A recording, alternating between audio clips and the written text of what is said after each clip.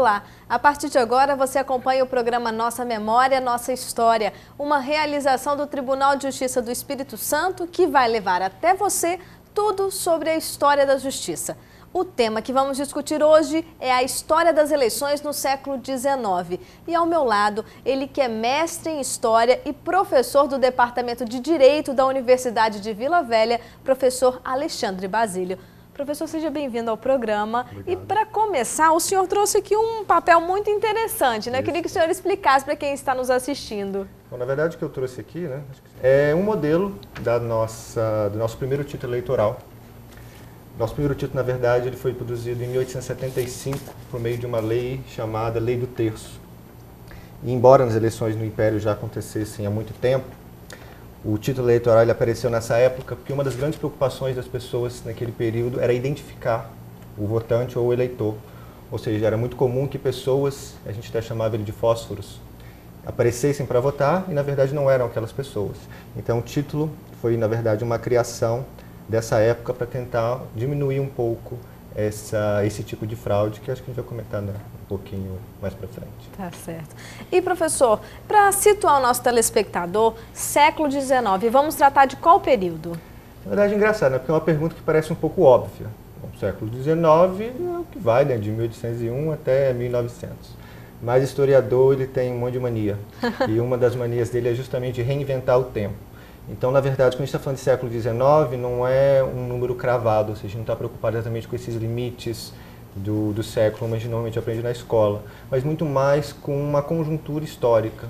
Então, quando a gente fala em século XIX, a gente está preocupado principalmente com a independência do Brasil, né? Então, ele já inicia, na verdade, em 1822, e até a gente poderia dizer a proclamação da República em 1889. Então, talvez o século XIX, né, para o historiador daqui do Brasil, seria justamente esse período, de 1822 a 1889. Tá certo. E, professor, já que vamos falar de eleições, eu queria que o senhor falasse um pouquinho de como que era a estrutura eleitoral dessa época. Pois é, hoje em dia a gente tem uma estrutura específica, né? A gente tem a nossa justiça eleitoral, que na verdade foi uma criação da República. A justiça eleitoral só apareceu aqui no Brasil em 1932, e enquanto as eleições já aconteciam na época da colônia, mas realmente elas vão se intensificar e ganhar um aspecto bastante parecido com o que a gente tem hoje no Império, principalmente depois da Constituição do Império de 1824. Então, naquela época não existia um órgão específico. E o engraçado é que justamente ao longo do período, ao longo de todo o Império, eles estavam tentando decidir quem que seria a melhor pessoa para cuidar do voto, quem seria a melhor pessoa para decidir, para pegar os documentos das pessoas e decidirem se ela poderia ou não votar, quem seria a melhor pessoa para estar lá na mesa, na hora da votação, quem seria a melhor pessoa para fazer a contagem dos votos, quem seria a melhor pessoa para pegar todos esses documentos depois e analisar se as eleições foram fraudulentas ou não. Então isso variou bastante ao longo do período. Inicialmente as eleições estavam bastante associadas com a igreja. As pessoas, na verdade, ao longo de todo o período, o principal local onde as pessoas votavam era na igreja. Isso por diversos motivos. Um, porque a religião estava bastante presente, mas outro também por um motivo logístico, né? Porque não tinha muito espaço grande o suficiente para que as eleições pudessem acontecer. E não apenas aconteciam na igreja, como quem tomava conta das eleições era justamente o pároco, o padre. E isso durou, na verdade, justamente no início do Império, isso vai mudar em 1830, quando o nosso juiz de paz imperial se torna o grande administrador das eleições do Império, e isso vai perpetuar até a proclamação da República, pelo menos. Agora, mesmo essas duas figuras, nós temos ainda outras. Durante um período, o delegado esteve presente nas eleições, na hora de decidir quem iria votar, na hora de receber o voto. E mais para frente, no finalzinho do Império, justamente, na verdade, a eleição que criou o título eleitoral, em 1865, que ela começa um movimento que a gente chama de judicialização do voto. Ou seja, os juízes de carreira, ou pelo menos o que estudaram mais, passaram a cuidar mais dos votos. Naquela época a gente tinha principalmente o juiz municipal, e o juiz de direito. Então, a partir desse momento que o judiciário começa realmente a tomar conta das eleições, isso vai culminar lá na República, como a gente mencionou, na criação da Justiça Eleitoral em 1932. Professor, e qual o propósito das eleições? Para quais cargos a gente podia votar? Esse é um ponto bastante interessante, porque no Império, embora assim, as eleições tivessem uma proximidade bastante grande com a nossa em relação à ideia de representatividade, por exemplo, né, inclusive um dos livros que eu trouxe, né, a gente pode até já misturar um pouquinho, Sim. É um livro de José de Alencar, chamado Sistema Representativo. José de Alencar, além de um escritor famoso, escreveu diversos livros de literatura, ele também era um político bastante importante do Império. E não só ele, mas diversos outros políticos se preocupavam com a representação, ou seja, se preocupavam que as pessoas, que todos os grupos, na verdade, tivessem uma representação. Então, eles inventaram N fórmulas para tentar fazer com que minorias e maiorias fossem representadas, isso não apenas no legislativo, mas também no judiciário. E é nesse ponto que a gente entra na pergunta que você colocou. Por quê? Atualmente, as pessoas saem de casa para votar para basicamente dois poderes, para cargos relacionados com o executivo, né? Prefeito, governador, presidente, e também para cargos relacionados com o legislativo. No âmbito municipal, nós temos os vereadores, no âmbito estadual, nós temos os deputados, e no âmbito federal, nós temos os senadores e também os deputados. Apesar de que, atualmente, na nossa Constituição é previsto que existam eleições no Judiciário. A nossa Constituição atual, de 1988, ela prevê que as eleições para juiz de paz, prevê que os juízes de paz sejam eleitos, né? Mas assim, eu nunca saí de casa para votar para o juiz de paz. Você também não. Mas está na nossa Constituição. Agora, no Império isso funcionava, e funcionava muito bem. Ou seja, as pessoas saíam de casa para votar para membros do Judiciário. Ou seja, elas iam até, né, as urnas e escolhiam quem seria aquela pessoa que iria julgá-las, que seria justamente o juiz de paz. O juiz de paz, atualmente, a gente tem a ideia, juiz de paz, casamento. Mas isso é na República, né? Porque o casamento civil ele só vai nascer na República. Lá no Império, quem cuidava de casamento era a igreja, e o juiz de paz cuidava de outros assuntos. Entre eles, o julgamento de pequenos crimes e o julgamento de causas cíveis também. Então, as pessoas, um dos motivos que elas iam para as urnas era para escolher esses juízes.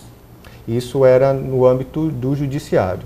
No âmbito legislativo, já era mais parecido com a gente. Eles iam para as urnas para escolher os vereadores, eles iam para as urnas para escolher os nossos deputados da Assembleia Provincial, e eles iam para urnas também para escolher, no âmbito nacional, para trabalhar na Assembleia Geral, que é o órgão que a gente tinha no Império, equivalente ao nosso Congresso Nacional atualmente, para escolher deputados nacionais e para escolher senadores. Então, era basicamente estes cargos que eram eleitos. Existiam outros tipos de eleições, mas as mais importantes eram essas. Sim.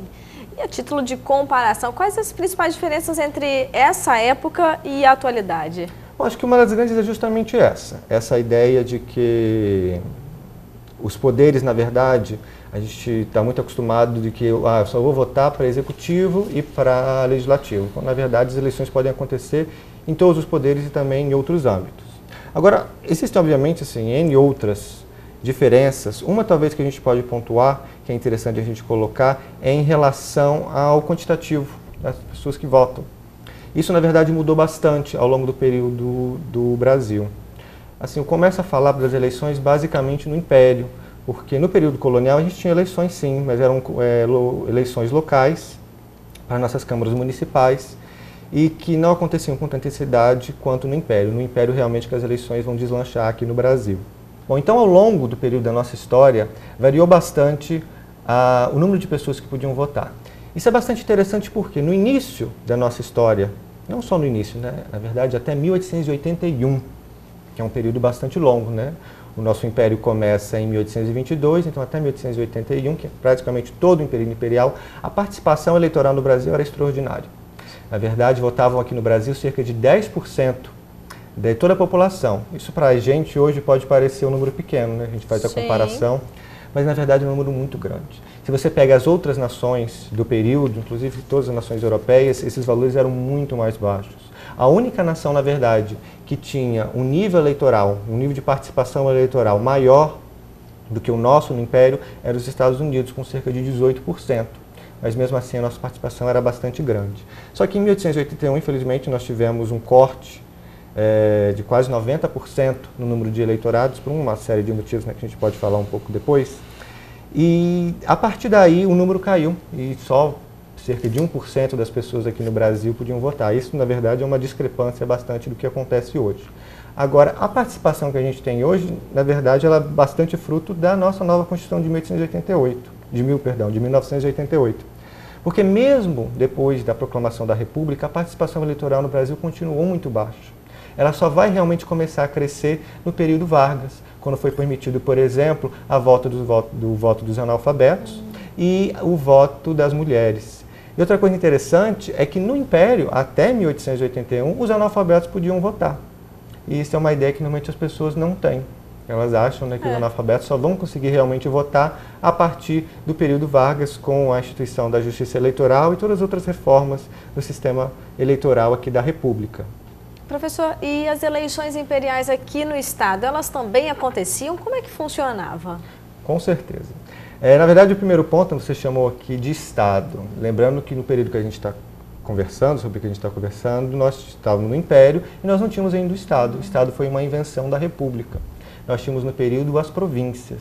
As províncias, assim, elas tinham uma diferença estrutural, elas não tinham tanta liberdade quanto os estados. Na verdade, talvez o período que a gente teve grande liberdade para os estados foi justamente no início da República. Era, inclusive, possibilitado os estados de criar os seus próprios processos civis, por exemplo. Mas no Império isso não acontecia. No Império a gente tinha um governo bastante centralizado e a divisão era feita por províncias. Mas a gente tinha uma certa liberdade, até comentei que a gente votava para deputados provinciais. Então a gente tinha em cada uma das províncias uma assembleia provincial que produzia as leis aqui para a nossa província do Espírito Santo. E com certeza elas aconteciam. É até bacana que a gente emenda um pouquinho na pergunta anterior, na hora de comparar um pouco as eleições que a gente tem atualmente com a eleição que a gente tinha no Império. Nas minhas pesquisas, eu analisei justamente as eleições aqui do Espírito Santo e uma das minhas preocupações foi quantificar, saber quantas vezes por ano as pessoas saíam de casa para ir votar. Atualmente, né, a gente sai de casa, basicamente, uma vez a cada 2 anos, né, fora quando tem segundo turno, mas é basicamente isso. No Império, para você ter ideia, eu fiz a contagem aqui para Vitória, para você ter ideia, as pessoas saíram em média, isso no período final do Império. Nas últimas 2 décadas do Império. Eles saíam de casa cerca de 2 vezes por ano para votar. Isso por conta justamente dessa quantidade de cargos que eu passei para você e que as pessoas podiam eleger. Então, isso é um número basicamente 4 vezes maior do que o que a gente tem hoje, né? O que é bastante interessante. Sim. Então, não era só simplesmente uma alta participação, como eu vinha comentado, de 10%, mas é também uma alta frequência de eleições, o que é bastante interessante. E, na verdade, isso é uma das grandes críticas que eles faziam, porque eles diziam, né, principalmente os políticos mais conservadores, não, mas as pessoas aqui votam demais, não é possível. O tempo todo a gente está elegendo juízes de paz, o tempo todo nós estamos elegendo vereadores, deputados, senadores, e as eleições elas tinham todo esse aparato que, obviamente, dava um trabalho, principalmente para o nosso juiz de paz, que ficava lá muito tempo dedicado a mas a organizar todo o processo eleitoral. E a contagem das cédulas depois também, né? A contagem das cédulas, fazer as atas, enviar as atas, anotar as reclamações, porque as pessoas reclamavam, né? Não recebeu o meu voto, e assim por diante. Em relação especificamente aqui no Espírito Santo, o primeiro dado que eu passei para vocês é que aqui em Vitória realmente a gente votava bastante. Isso não acontecia só em Vitória, isso acontecia, na verdade, ao longo de toda a província. Então, nós tínhamos eleições, nós tínhamos mesas eleitorais em cada uma das paróquias aqui do Espírito Santo. E nós tínhamos cerca, né, isso variou, obviamente, ao longo do Império, mas nós tínhamos cerca de 20, 30 e poucas paróquias. Em cada paróquia uma mesa eleitoral, então, no Espírito Santo, cada vez que a gente tinha uma eleição, a gente tinha cerca de 30 lugares espalhados ao longo aqui da província, ao mesmo tempo, as pessoas indo lá votar. Professor, está muito interessante, mas a gente tem que ir para um rápido intervalo. E você não saia daí, no próximo bloco a gente continua conversando sobre a história das eleições no século XIX.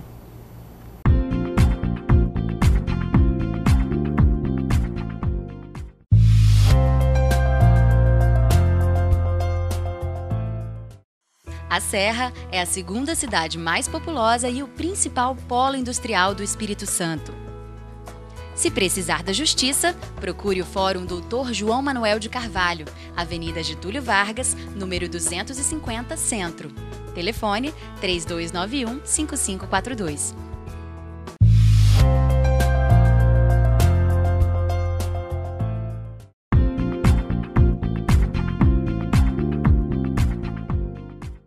Voltamos de um rápido intervalo e o assunto que estamos discutindo hoje é a história das eleições no século XIX. Ao meu lado, o mestre em História e professor do Departamento de Direito da UVV, professor Alexandre Basílio.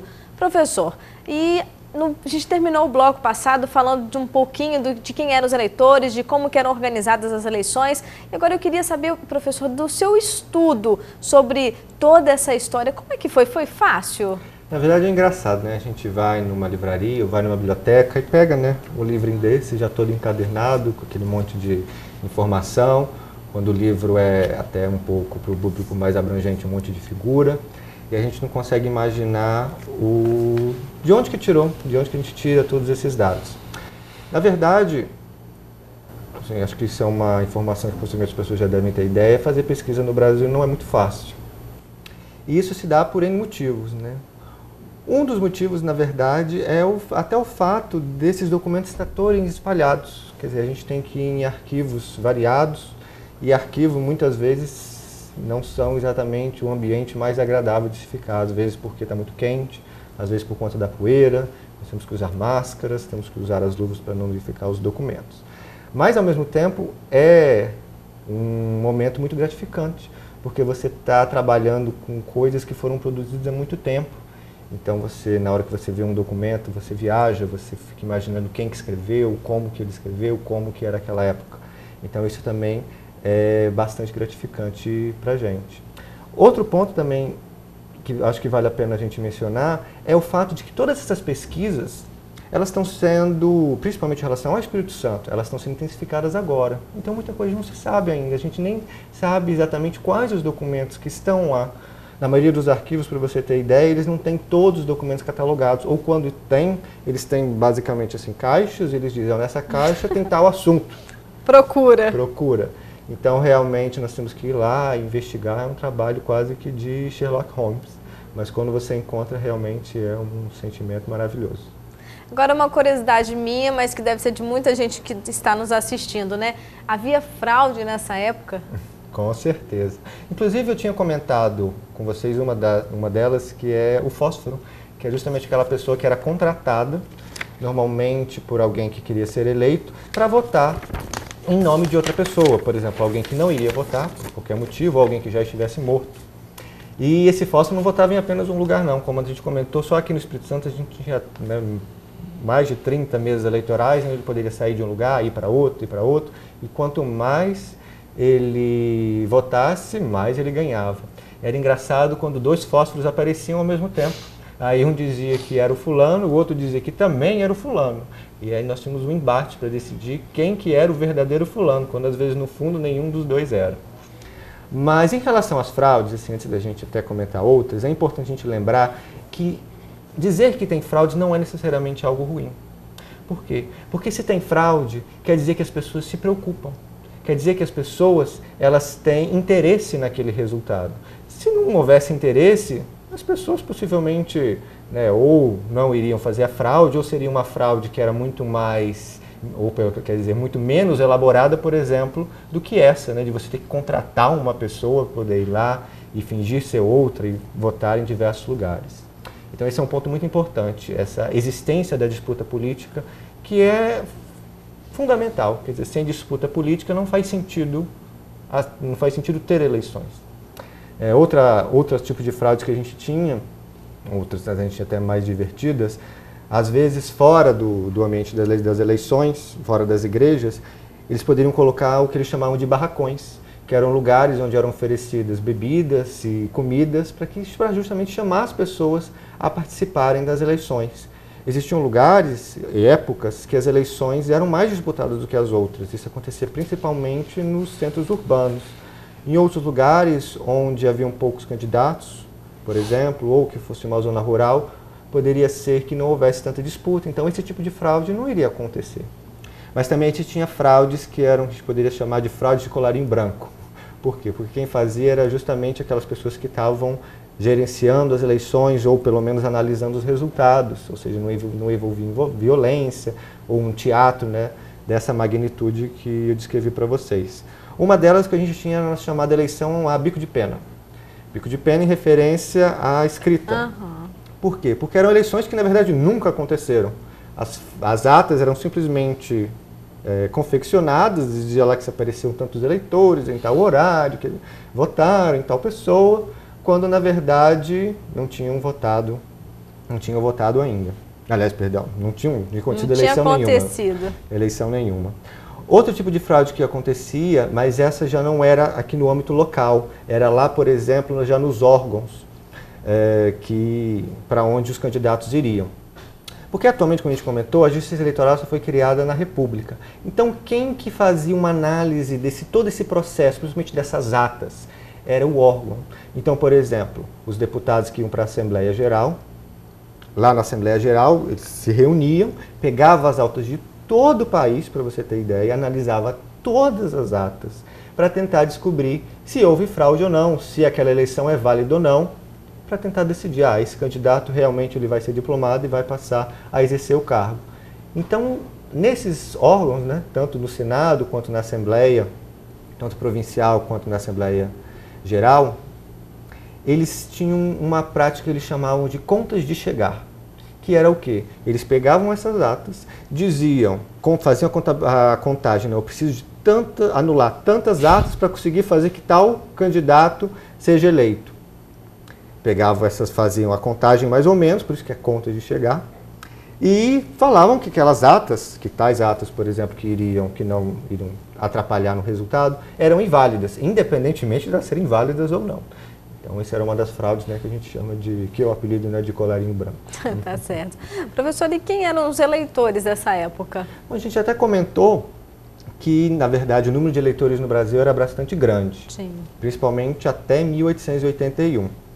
A gente falou em 10%. Aí você fala, não, mas 10% é um valor muito pequeno. Não é. Primeiro ponto, a gente tem que lembrar que a idade para votar era mais alta. As pessoas votavam com 25 e, em alguns casos, com 21 anos. Isso aí já era um limitador bastante considerável, principalmente porque não existiam tantas pessoas. A mortalidade infantil era muito grande nessa época. Então, chegar à idade de 25 não era para todo mundo. O outro ponto era que o escravo não votava. Então, aí você também já tem um grande corpo de pessoas que não participavam. E, por fim, as mulheres. No Império, as mulheres ainda não votavam. Aliás, em todo o Império elas não vão votar. E, então, se você soma basicamente tudo isso, você chega mais ou menos ao resultado de que todo homem que era liberto e que tinha um tipo de emprego, qualquer tipo de renda, ele conseguia votar. Então, era basicamente o que a gente chamava de um sufrágio masculino, universal, porque quem era homem, quem era liberto, conseguiria votar. Inclusive, a gente tem a ideia também que as eleições no Império eram limitadas pela renda. Isso não é exatamente verdade, quer dizer, formalmente é verdade. Na nossa Constituição, e depois em lei posteriores que atualizava esse valor, existia um limite censitário para votar. Mas quando a gente compara esse limite com a renda das pessoas, a gente vê que o limite era muito baixo. Então, basicamente, qualquer pessoa que tivesse um emprego, um mínimo de renda, conseguiria participar das eleições. Eu ia perguntar agora sobre a questão das mulheres, como que era a participação delas nas eleições, mas o senhor já respondeu que elas não podiam votar. Inclusive, acho que a gente tinha comentado que as mulheres só vão realmente passar a votar lá na República, com as reformas que o Getúlio Vargas fez em relação à justiça. E assim como acontece hoje, há grandes disputas, ou houveram grandes disputas eleitorais? A gente já comentou, houve um dos grandes indícios da disputa eleitoral era justamente as fraudes. O fato de existir fraudes é um indício de que haviam disputas eleitorais, Outro ponto... Mas tinha algum grande nome, como acontece hoje? Claro, as eleições elas não aconteciam do modo que a gente tem hoje, as pessoas não iam lá fazer campanha. Como que isso acontecia? Na verdade, na maioria, muitos cargos, as pessoas simplesmente olhavam para alguém, conheciam alguém e falavam, não, aquele cara ia dar um bom juiz de paz. Aí ele ia lá no papelzinho, e na verdade a gente escolhia 4 nomes, porque depois de 1882 a gente votava para 4 juízes de paz, que cada um ele iria exercer o cargo por 1 ano. Então ele olhava para a pessoa e falava, não, esse cara aqui é bacana, eu vou votar nele. Mas a pessoa não se candidatava? Não. Tanto que era muito comum da pessoa, depois de ser eleita, falar, não quero. Claro que assim, o motivo de por que ela falava que não queria era variável. Normalmente porque ela já estava dentro da máquina pública. Então uma pessoa, por exemplo, que era eleita vereador, falava, não quero ser vereador porque eu já sou aqui deputado na Assembleia Provincial. E outros motivos, né? A gente poderia discutir aqui, mas existia essa possibilidade. Então não existia candidatura nesse sentido. Mas eles usavam a expressão chapa. Em que sentido? Existiam os partidos. Depois do Império, principalmente a partir do Segundo Reinado, os partidos aqui no Brasil eles floresceram. E eram partidos, às vezes, né, quando a gente estuda história, a gente vê, não, mas liberais, conservadores, é tudo a mesma coisa. Não é bem assim.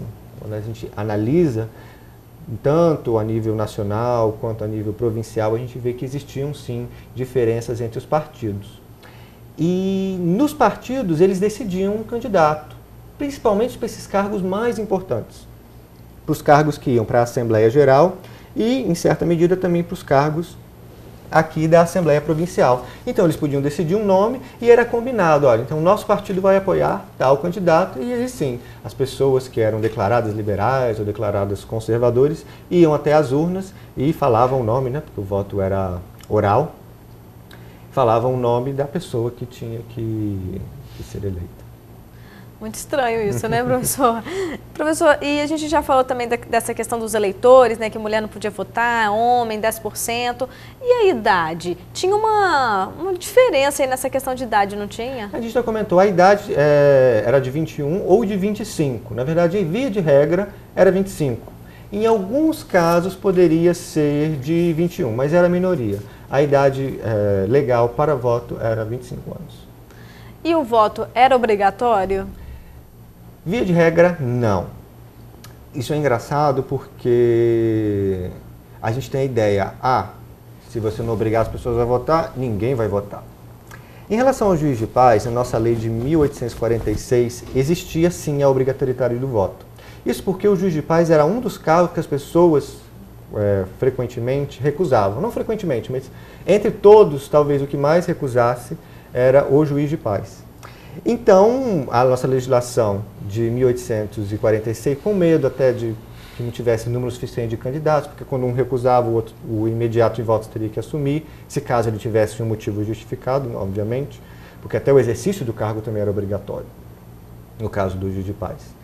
Então, existia essa obrigatoriedade. As pessoas, para juiz de paz, no período de 1846 até o período de 1881, eram obrigadas a votar. Só que em 1881, com a nossa chamada Lei Saraiva, até o voto do juiz de paz passou a não ser mais obrigatório. Aí você vai pensar, então a participação eleitoral deve ter despencado nessa época. Pelo contrário. Na análise que eu fiz, no caso eu fiz especificamente para a paróquia de Guarapari, houve um aumento.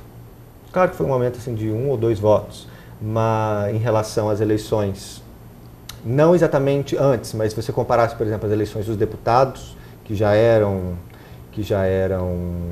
não eram obrigatórias, com o juiz de paz, essa diferença vai ser irrisória. E a gente está falando aqui de uma cifra de mais de 80%, ou seja, mesmo com um voto não sendo obrigatório, por exemplo, aqui no caso da nossa província, a gente tinha uma média que variava de 60% a 80% de participação das pessoas que estavam habilitadas para votar. Professor, voltando um pouquinho nessa questão das eleições, devia ser muito difícil a pessoa contabilizar essa quantidade de votos, né? Porque eu posso escolher qualquer pessoa para votar, o senhor também pode escolher qualquer pessoa para votar. Então, tinham quantos candidatos apareciam para ser eleitos, né? Bom, na verdade, né, a cifra que eu passei para vocês de 10% é a nossa cifra de votantes. Isso é importante por quê? Porque atualmente todo mundo é eleitor. No Império, até 1881, nem todo mundo era eleitor. Algumas pessoas eram votantes e outras pessoas eram eleitores. Tá? O que isso significa? Votante é aquela pessoa que vai eleger o eleitor. E o eleitor vai ser aquela pessoa que vai eleger a pessoa que vai ocupar o cargo. É justamente o funcionamento que a gente chama das eleições com duplo grau. que acontece em outros países, inclusive. Isso vai acabar aqui no Império em 1881. Agora, realmente, quando você olha cargos, por exemplo, como vereador, como juiz de paz, que eram cargos locais, existia um número de pessoas que poderiam ser candidatos, mas esse número, em primeiro lugar, ele não era tão amplo como ter esses 10%. Em primeiro lugar, que a pessoa tinha que ser eleitor, no mínimo. A renda também aumentava. Existia também a ideia de que poucas pessoas naquela época tinham, não vou dizer uma carreira política, que muitas vezes elas eram votadas para exercer o cargo pela primeira vez, mas que tinham um destaque na comunidade. Ou seja, não era todo mundo que as pessoas olhavam e falavam, não, naquele aqui eu vou votar. Tanto que, mesmo sendo um voto desse tipo, era muito comum que nessas listas não aparecessem tantos nomes. Às vezes eram 10, às vezes eram 20, até porque, né, nessa época, a gente está falando de 10%, é verdade, mas o número de pessoas aqui no Brasil era muito menor. A gente no Império tinha uma média de 10 milhões de pessoas, então a gente está falando que 1 bilhão votava. Aqui no Espírito Santo eram 100 mil pessoas. Então, em Vitória, né, eu não tenho as cifras, talvez, não vou nem chutar, acho que era 4 mil, se não me engano, mas posso estar errado. Então, isso é total. Você tira, né? Mulheres, sim, escravos, pessoas jovens. Então, assim, o público eleitoral era realmente um público restrito. Muito mais, talvez, pelo número reduzido de pessoas do que pelo número, né, do que pelas restrições legais em si. Então, no final das contas, essas pessoas que se destacavam eram poucas. Inclusive, para a gente ter ideia, para o cargo, por exemplo, de senador, aqui no Espírito Santo, durante o Império, a gente nunca elegeu uma pessoa que fosse aqui do Espírito Santo. Porque o cargo de senador era um dos cargos, dentro dos cargos eleitos, era o cargo mais importante. Assim, mais importante de importância em âmbito nacional. Até porque ele era um cargo vitalício.